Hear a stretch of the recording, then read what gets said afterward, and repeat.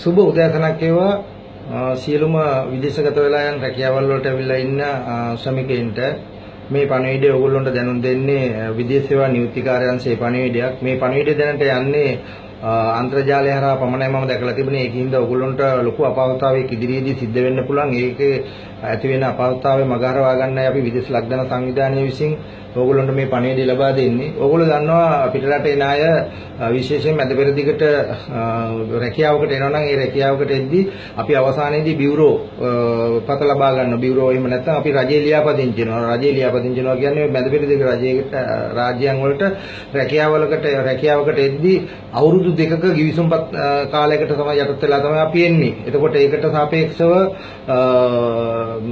ඊශ්‍රායල සහ සයිප්‍රසය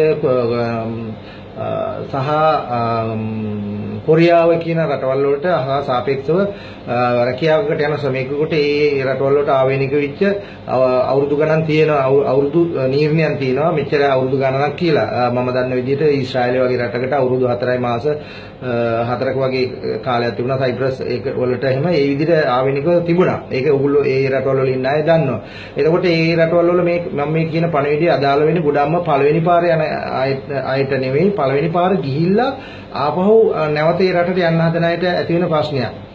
එතකොට මේ බියුරෝ එක මම මැද පෙරදිග ගත්තොත් එහෙම අවුරුදු 2යි කොන්ත්‍රාත් කාලේ. ඒ අවුරුදු 2කට කොන්ත්‍රාත් කාලයට බියුරෝ එක අපි ගැහුවට පස්සේ අවුරුදු 2යි මාස 3ක් මේ බියුරෝ එක තිබුණා. ඒ කියන්නේ අවුරුදු 2 ඉවර කරලා අපි ලංකාවට ගියා.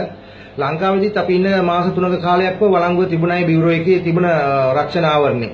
නමුත් මේ නොවැම්බර් මාසේ මේ 2016 නොවැම්බර් මාසේ පළවෙනිදා ඉඳලා ඒක අහෝසි වෙනවා. මොකද අහෝසි වෙන්නේ? ඒ අවුරුදු 2යි මාස 3 තිබිච්ච එක සම්පූර්ණයෙන් අහෝසි වෙනවා. අහෝසි වෙලා ඊළඟට ක්‍රියාත්මක වෙනවා අවුරුදු 2ක් පමණයි.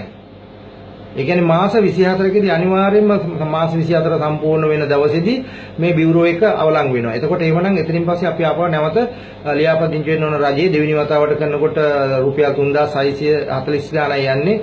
අපි මුලින් කරන එකට වඩා අඩුවෙන් එතෙන්දී යන්නේ. ඒක අවුරුදු 2කින් ඉවරයි. එතනින් පස්සේ ඒක ක්‍රියාත්මක වෙන්නේ නැහැ, බලාත්මක වෙන්නේ නැහැ.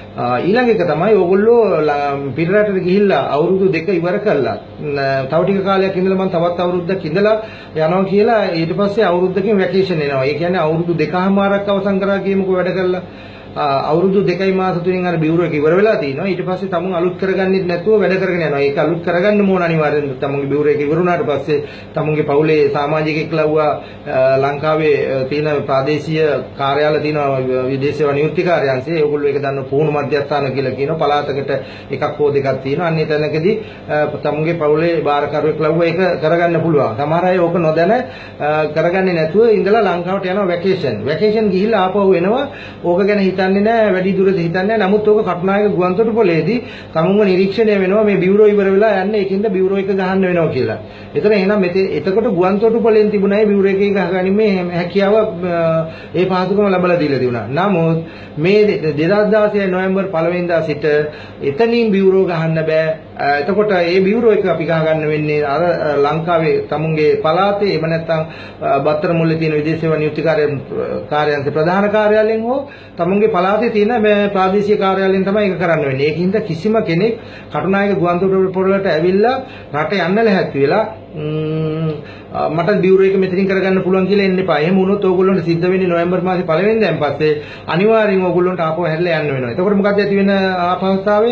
ඕගොල්ලෝ ටිකට් එක දාලා තියෙන්නේ. ටිකට් එක සමහර එයාවෙස් වල ටිකට් එක කැන්සල් වෙන්න පුළුවන්. එහෙම නැත්නම් ඕගොල්ලන්ට වැඩි මුදලක් දීලා ආපහු ටිකට් එක දිනේ චේන්ජ් කරගන්න වෙන්න පුළුවන්. නමුත් ඒ බඩු ටිකත් අරගෙන ආපහු අනිවාර්යෙන් ගෙදර යන්න සිද්ධ වෙනවා. ඒකින්ද කරුණාකරලා මේ පණිවිඩේ ෂෙයා කරන්න හැම කෙනෙක්ම දැනුවත් කරන්න. 2016 නොවැම්බර් 15 වෙනිදා ඉඳලා බියුරෝ එක අවුරුදු 2යි.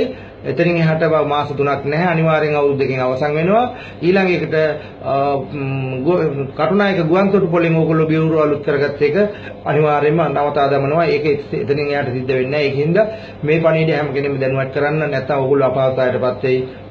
විදේශ ලක්දන සංවිධානයේ වීරසේකර ජයන්ත වනමා විසින් ඔබලාට මේ දැනුවත් කිරීම කරන්නේ. ඔබලාගේ අපහසුතාවයටපත් වෙන තැන්දී ගැටලුවක් වෙන තැන්දී ඒක මගහරවා ගැනීමටයි. බොහොමත්ම ස්තුතියි සියලුම දෙනාට.